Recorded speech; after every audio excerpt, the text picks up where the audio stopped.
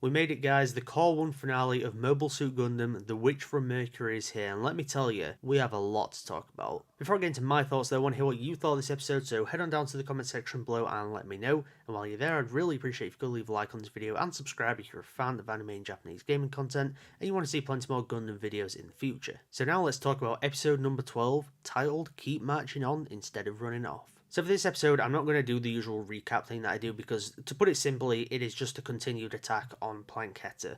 That is the best way I can phrase it. That's kind of what this whole episode is about. And I do want to talk about like individual moments in a bit more detail, kind of the big things that go down in this episode concerning certain characters. And we will start off with Delin getting stabbed by a piece of debris when shielding Miorin. Now, this moment in and of itself was kind of a great piece of characterization, I guess, for father and daughter type thing, which we haven't really seen, or like we've kind of been seeing this other side of it throughout the show. Delin has come across as not a good dad.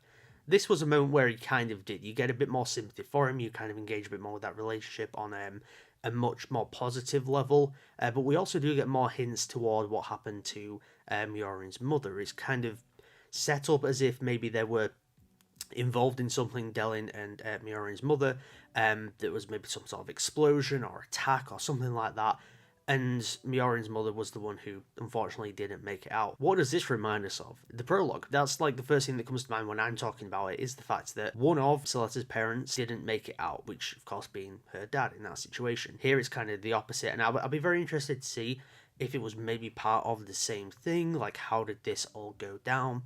It'll be very interesting to see if maybe this is somehow linked in with Gundams in some way or something along those lines. I do definitely want to learn more about it, and I'm sure we will in the future. The back half of this core has definitely set Nika up as a very interesting character with maybe a lot more to her. Earthhouse don't get a whole lot to do in this episode, which is fine. I didn't really expect them to be, because they're not exactly combat-ready characters, so how big of a role they could have possibly played in this attack was minimal. They couldn't really have done much.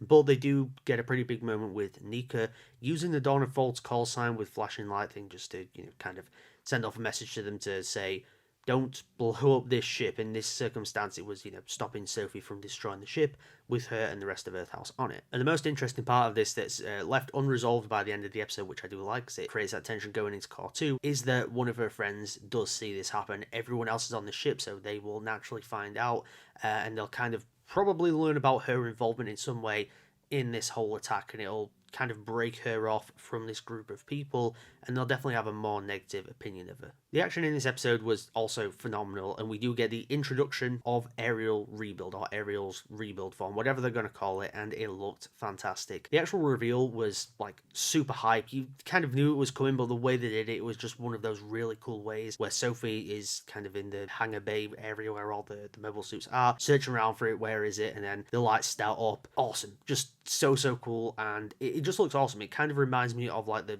Gundam Wing type thing with all the jetpack stuff coming out the back, and it looks really cool. A part of me does like the more simplistic look without all the baggage to it of standard Ariel, which is, kind of a bit more of a cleaner, sleeker, more curved design to like the classic RX-78-2. I will say that this rebuild form does look very good, and of course, it's probably more powerful, kind of makes more sense to have an upgraded form. Once again, Prospera is just straight up evil, manipulating Suletta into believing that killing is okay. She's a terrible parent. I think it's safe to say that for one. I think she's the antagonist. Like, she is the antagonist of this series. Now, she's not directly like a villain in terms of like a hero versus villain situation, but she is the evil here. She is the person that's manipulating Suletta. Behind everything, she's sort of pulling the strings and all that kind of stuff. Just a very engaging character to always watch. And there is just something about the interactions between Prospera and anyone really, but especially with Suletta. They're chilling moments. But I do also want to talk about one of the bigger moments in this episode, and that is Guel unintentionally killing his own father. This I did not expect. Now, one thing I expected in this episode was for Vimjetic to die. I did not expect Guel to actually kill him. I assumed that kind of Guel would see it happen, but I didn't think it would be Guel that literally stabs the mobile suit that his dad's in, and the mobile suit blows up.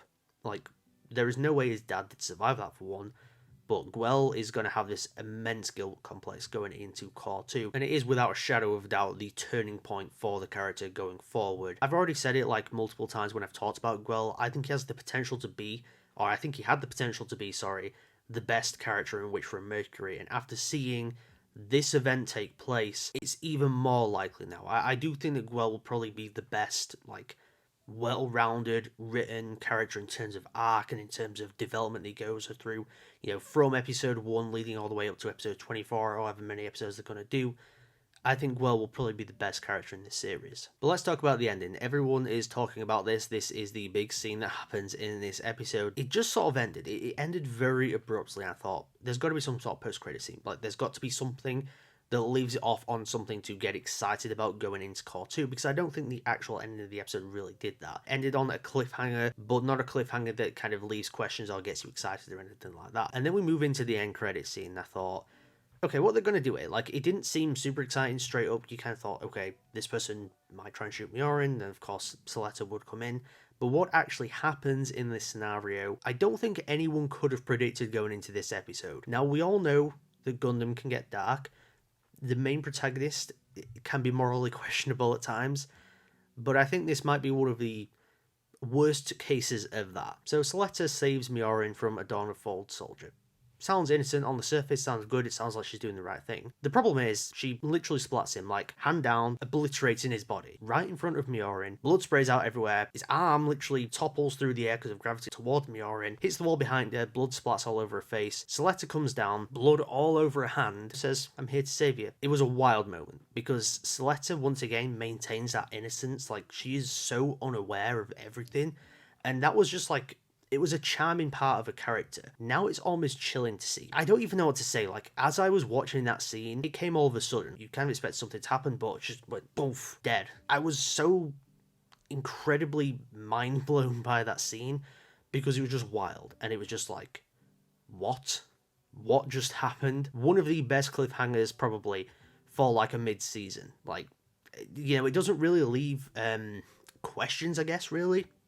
But it's just such a shocking moment, and it's so perfect, and it shows that we're now going into that more traditional Gundam territory of things being dark, things being morally questionable. That scene was incredible. I think it's safe to say that it's probably the best moment in the series as a whole. It was dark, it was brutal, and it made the finale. The finale as a whole, great episode, don't get me wrong, but that scene, that is the scene. That's why everyone is talking about it, because it is the scene. I'd probably say it's the best scene of the entire fall 2022 anime season, if I'm being honest. I am so excited for Cour 2, or Season 2, however they're going to refer to it, because there is so many interesting things done.